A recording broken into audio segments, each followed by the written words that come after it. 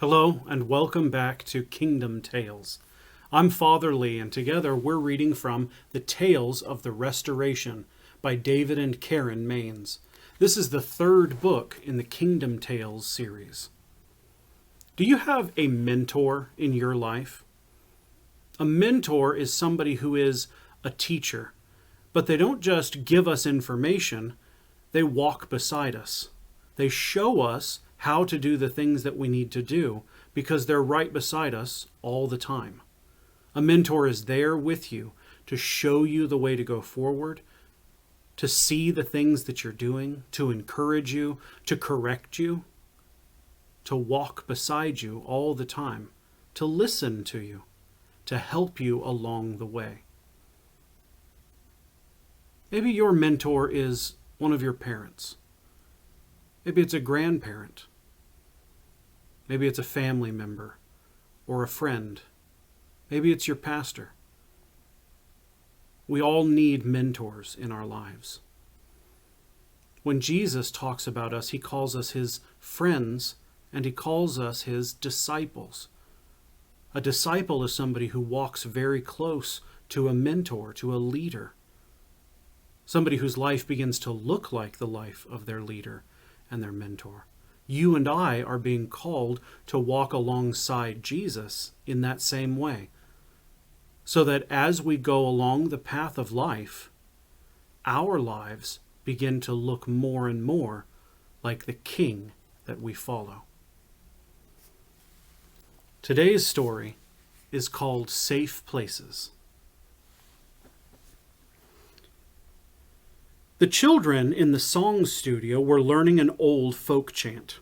Hero and Little Child stood against the walls and listened to their practice. Ta-da, ta-da, ta-da, ta-da, ta-da, they chanted. And then they sang the refrain together. In the kingdom of light, the day shines bright. Ta-da, ta-da, ta-da, ta-da. The music maestro called out, "Have you ever heard of a kingdom where outcasts are welcomed?"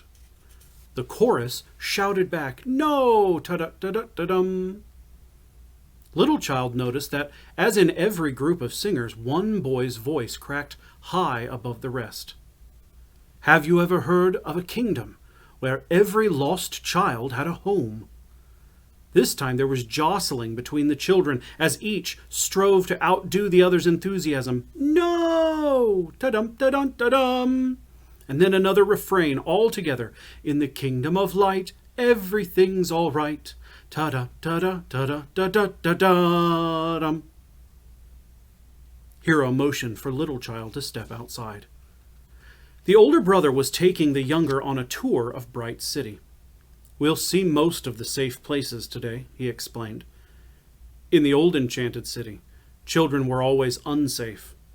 First thing after New Day Rising, our restoration workers decided to make Bright City secure for the children to play and grow and be happy and to find the King.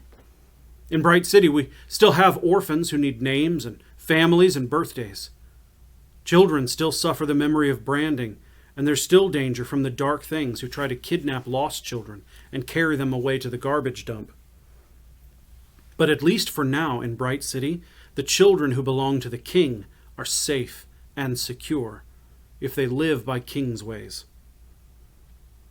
Little Child had learned this morning that safe places were shelters of protection all through Bright City where anyone could learn the ways of the King and the kingdom. They were places where apprentices could practice with master teachers and become valuable workers in the restoration. In Song Studio number 5, for instance, children learned how to sing and dance and compose music. Earlier, the brothers had stopped by a dance company where a troupe was going through stretching out exercises and practicing for the next great celebration.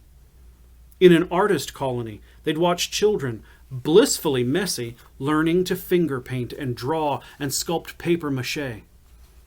In a cooking corner, they saw children baking pastries and stirring in cookpots and measuring and chopping, all busily making food for the many in Bright City who were still hungry.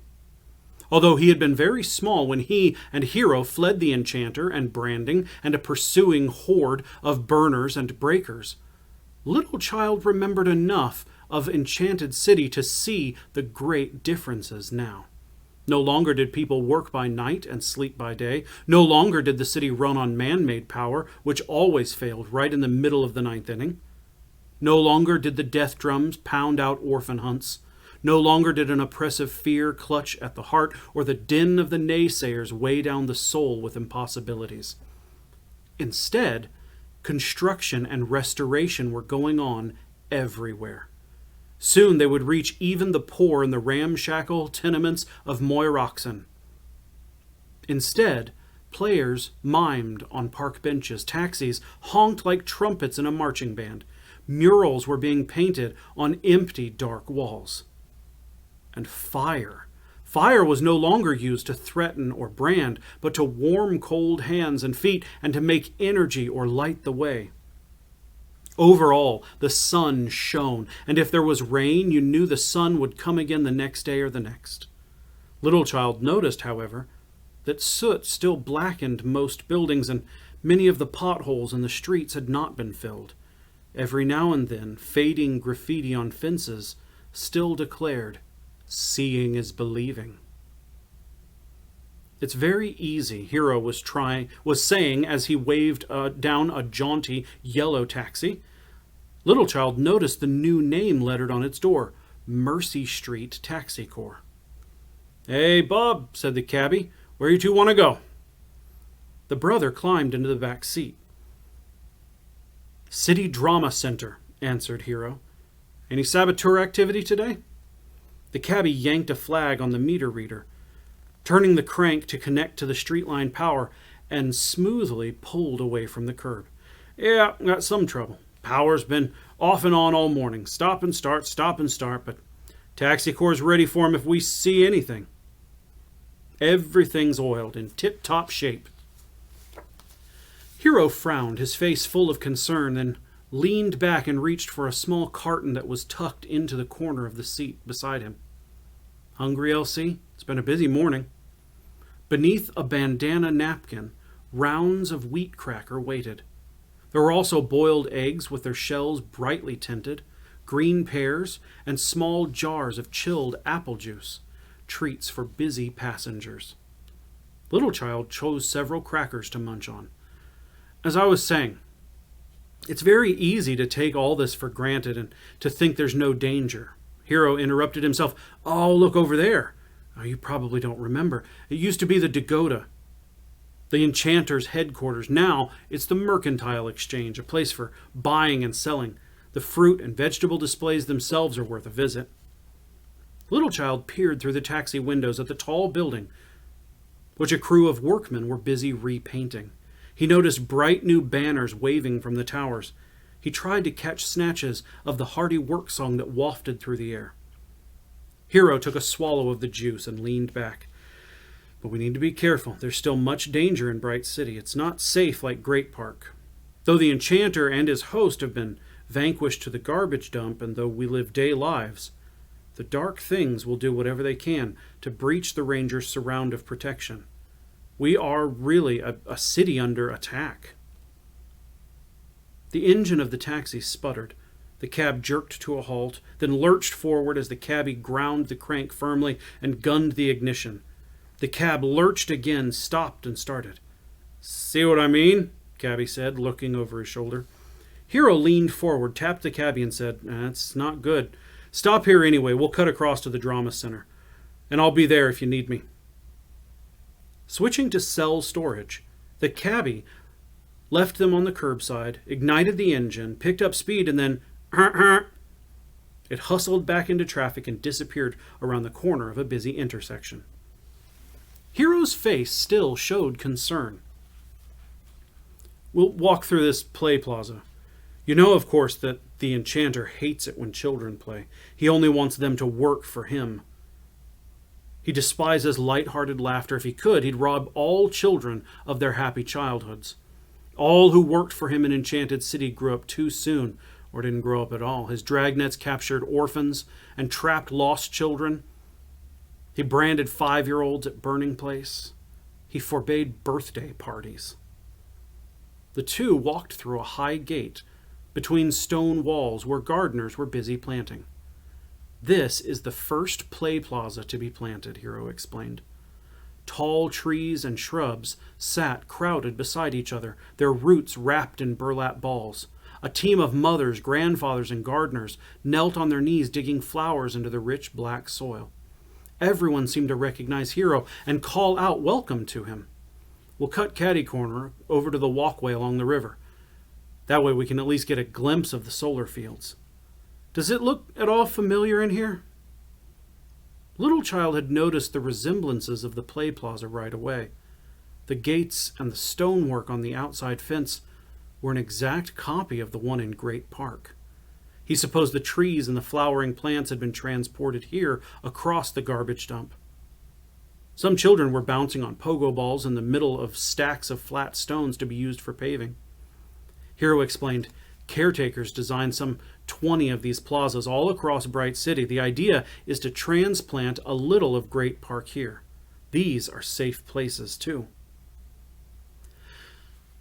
The brothers passed through the play plaza into an opposite gate. A brass plaque on the stone wall displayed the engraved words, Great Park 2. Hero led Little Child across a cobblestone path to a retaining fence that overlooked the river. He lifted one foot to the bottom bar and leaned over the top. Green stream. Except it isn't yet. A dark, murky ribbon, little more than a sludge dump, poked along beneath them. He smiled at Little Child, but one day the restoration will reach it, and then it really will be green stream. Hero pointed to the hills beyond. See that silver flash in the sunlight? That's where the solar fields are being built. Then, behind the mountain is the power project. It's there we've been having all the trouble with power outs. Engineering team can't locate what's wrong. It could be dangerous for Bright City. A peal of carillon bells sounded in the air. Little Child looked questioningly at Hero, who explained, midday chimes. If we hurry, maybe we'll be in time for a little of the practice at the drama center. The two started to pace in stride, and although the older brother slowed his steps so the younger could stay beside him, Little Child was soon breathless, trying to keep up. What I want to know is how the enchanter gets past the ranger's surround. Hero furrowed his brow but kept jogging. Well, sadly, many people here have lived in the night so long they don't really believe in the king. They still live under the enchanter's rule. Seeing is believing. And the orphan hearts are filled with fear. You know that sighting the king is like playing a never-ending game.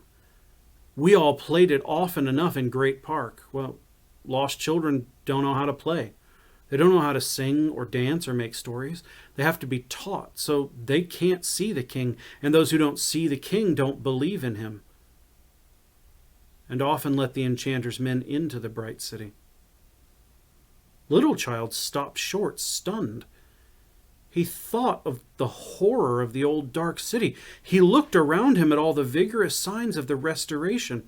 You mean they opened the watch gates? Who would do such a thing? Hero took his arm and pulled him along. Not exactly. Actually, we all have to be careful not to let the enchanter's dark things breach the protection. How? But how? Little Child questioned as he jogged along, starting to run again. This is very important for you to remember. So listen well. The rules for protection are as needful as the rules for crossing. First, whenever you live as one only, you are in danger. Whenever the hum of the hatchet becomes foolishness, you are in danger.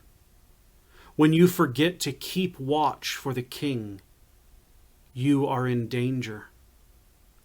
When you begin to keep secrets from your closest friends, when you find that you love darkness more than light, you are in great danger. Understand?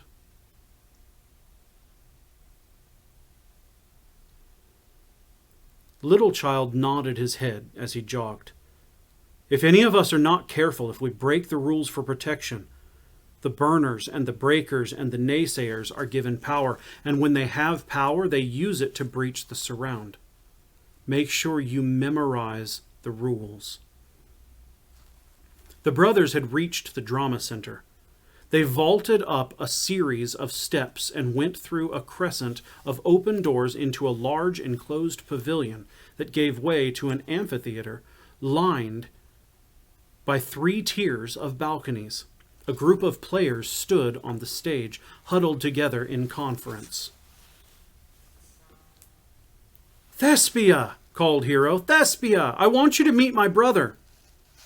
A young woman stepped away from the group, her face turned to see who had called. When she spied Hero, her smile became a radiant greeting, and she lifted an arm to wave. Little Child thought she was the most beautiful woman he had ever seen. She hurried towards him with hand extended. "Thespia, this is my brother, Elsie." "Ah, welcome to Bright City, Elsie. I heard you made crossing alone. Your brother could hardly wait to see you." Little Child clasped her hand in the ranger way, wrist resting on wrist, the pulse beats touching and the hands grasping each other's forearm. Close up, she was as beautiful as she had been from far away. She looked again at Hero. "And you," she said quietly, so that Little Child, standing close, could hardly hear. "Now you are no longer a one only." Little Child knew that something important had been said between them, some meaning beyond words that he could not fathom. "Well now," Thespia smiled gaily, "I suppose you have landed at the drama center at lunchtime because you know that we have a great cook. Can you stay? We're just breaking from morning practice. We'll eat and then see if we've learned anything from street theater this afternoon." Little Child wiped his face with his loosened shirt tail, which he then tucked down into his pants quickly. He smiled shyly. "Must have been some reason we ran all the way from Great Park." She smiled back at him and then at Hero. "And how is that restoration project coming?" Without waiting for an answer, Thespia pushed a strand of hair off her forehead and tightened the ribbon that held the curling cascade at the nape of her neck. She moved off the stage. "Why don't you follow me? The weather's so nice we're eating in the courtyard outside. I can give you a quick backstage tour on the way." The 3 clambered to the stage and across the floorboards into the wings. Little Child gaped at the high scaffoldings, the stacked struts. Thespia demonstrated which pulleys moved which objects and turned the house lights on full. They flickered and then brightened and then flickered. They heard running footsteps, saw someone racing down an aisle. "Hero! Hero!" Hero stepped into the stage right. It was the Mercy Street Taxi Corps cabbie. "Oh, good, I found you. We got trouble at the power project. Energy's failing in all the pendants. All ranger leaders are gathering. Think you better come fast." Hero glanced questioningly at Thespia, who nodded. He bent to Little Child. "I'll go check this out and then pick you up sometime this afternoon. You can watch the street theater." And before they could reply, Hero vaulted off the stage, down the aisle, and out the door. The inside lights of the theater flickered again. The floods at the floorboards dimmed. The power connection moaned and ground to a halt. "Oh, no," groaned Thespia. "Another power out. They've been having trouble, and no one seems to be able to fix it. If it doesn't get fixed soon, it'll be dangerous for everyone." "Well, come on." She smiled at Little Child. "Meanwhile, we'll eat outside in the daylight. That never fails." The troupe, wearing scattered odds and ends of practice costumes, a wig here, pantaloons there, clown makeup, were crowded around a long table, filling their plates full. Cook teased and bossed. He waved the air with his spoon. Everyone welcomed Little Child and inquired about crossing. Thespia sat down beside him, and they pushed close on the benches to make room.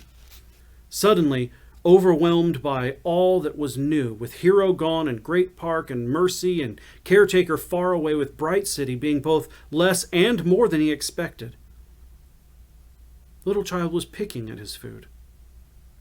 He felt a warm, gentle pressure on his spine between his shoulder blades. Thespia's hand rested there. Her head was turned down toward him, her strawberry blonde hair tumbling over her far shoulder. The soft light in her eyes was shining as she studied him. Quietly, she whispered as if to remind him, as if she knew what he was feeling. To the king. And he answered, to the restoration. He wanted to ask more about power-outs. He wanted to ask how much danger Bright City was in. Thespia? Yes, Elsie. He stared down at his food, his eyes shyly downcast from her gentle gaze. And instead, he asked, what is a one only? Oh, it's someone who feels, well, probably a lot like you're feeling right now. Someone who often feels lonely. But Hero said if you're a one only, you're in danger. Yes, if you stay a one only for any length of time, you are. But why is Hero a one only? Everyone here loves and welcomes him. Everyone needs him and knows him. He's a ranger leader. Thespia smiled and folded her fists under her chin, resting her elbows on the table.